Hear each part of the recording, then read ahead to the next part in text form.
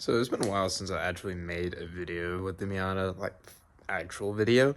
So we're gonna make a video about this because if this works out, it's gonna save a lot of people a lot of money. So basically, the issue I'm having with my Miata is my oil pressure gauge is not working.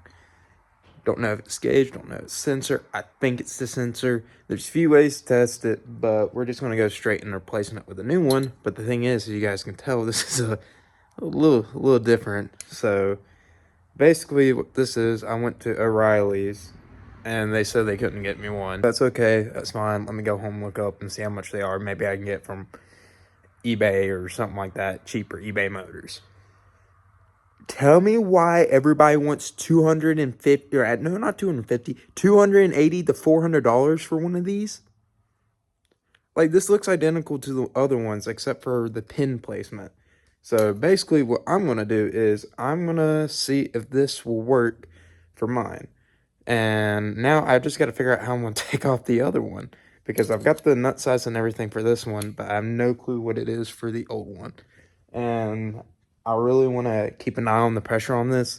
One, because the car, as many people know, had a warped head and we put a new head on it. So I want to make sure we're not losing pressure anywhere. Make sure the oil pump and stuff's good, especially from where I had to pry the front pulley and stuff off. And also, it's just nice to have because I don't want it to go randomly tick, tick, tick, boom, you know? So let's get into this. I had already replaced the end of the connector with one of these, just because I needed something for the standard one that's on here. Let's see if you guys can get down in there and see it. I believe right there. So I did that ground test. I took it off and just... Yeah, so something tells me that sensor's bad. Okay, so a lot of you guys are probably going to be sitting here looking, being like, Sam, why does it look like a week later? Why does it look like you haven't recorded this car? Why does it look like you haven't gotten anything done? Because that's what's happened. I started this video, I'm like, okay, I'm going to do the oil pressure sensor, whatever it is. And oh my God, this has been one of the most difficult sensors I've ever tried to get out. So I grabbed my Duralast set of crow feet from work. I thought I knew what size I needed, so I had them here. Went through the few sizes I thought I needed, got frustrated, it didn't work, and I basically sat for a week. I'm like, okay, I gotta figure this out. And I think now I got it figured out what we need to do. And the worst part is, once I get this thing off, I have no clue if it's gonna spew oil everywhere. I don't know what's gonna happen. And I also gotta find the original fuel sender. Or sorry, I keep saying fuel sender because I had to work with one today at work. I had to rewire like half a boat today. So, yes. But now I need to get my oil sender done. Okay. Whoa, I look bad. So I'm underneath the car, and this is kind of the setup we got. So hold on, let me turn that around. So I got my light right here, and we're just looking up. It is right next side of the oil filter. I'm sorry if my camera looks crappy. It's basically right there. And I finally found a socket that will work, a crow's foot that will work, and it is my, if I focus, 18 mil. The socket, and I'm just using a little, where's it at? Oh, I can't find my ratchet. Well, I'm using my little Craftsman ratchet, and I'm just slowly and surely going up there and just readjusting every 5 minutes, or more like every 5 seconds, and loosening it. Which, I mean, you can get probably a wrench on there, remove the starter, all that stuff, but I don't feel like doing all that extra stuff, because thinking about doing extra work makes me depressed. Okay, so I got to the point now where I'm able to remove it by hand. So I'm gonna go ahead, grab this. Just in case this thing decides to shoot oil out everywhere, I'm gonna have this on standby so I can hopefully replug it really fast with the new one and not have to go through the hell of using this again.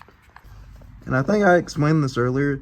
This is some Marine brand one that you can get at O'Reilly's, which O'Reilly sponsored me. I think half the stuff has actually came from there for this car because the guys down the road, it's the closest shop to me.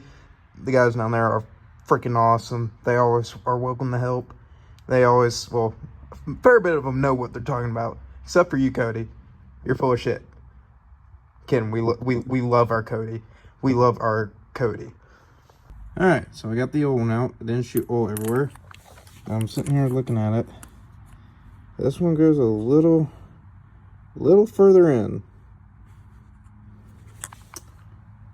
But I think this should work. The only thing I'm worried about this fitment wise is there's a hole, or not a hole, a hose right above this. So I'm trying to figure out how we're going to do this, because I don't want to buy one of these. These are like $400 for some god-awful reason. You guys are all also wondering, well, Gerby, why don't you just fix this one? I don't know how to fix this. So, hopefully, we can get this to work. Okay. So I'm just sticking this up in here. Come on, camera, focus. Trying to tell if that's seepage or gunk. Can't tell from down here. Hopefully you guys can tell. Oh, a little bit of seepage. It reads, so I got it to work. So it's reading. Oh. That's on there. As good as I can get. I can't tell if that's a little bit of oil on the bottom of it. Right there where those threads are at. Hold on, let me wipe that. See if it is. Alright, so wiped it with my fingers, see what it looks like now. See, I really can't tell. Hold on, let me get y'all a little closer. Hopefully y'all can tell for me.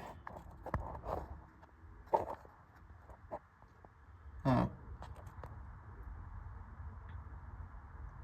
I honestly can't tell if that's seepage or if it's just gunk.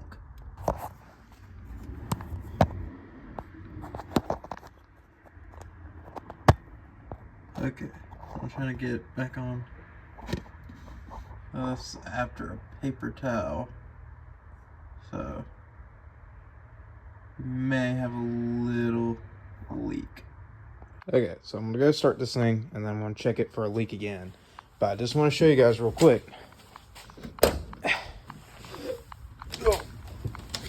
Oh. So take it. God, I love doing that. Take it and just. God.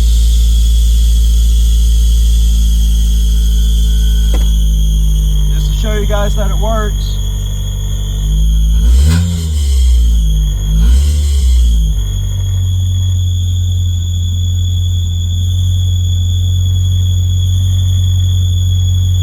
I still gotta figure out what to do with that belt squeak. So this is after running it. Come on. Get up there, bud.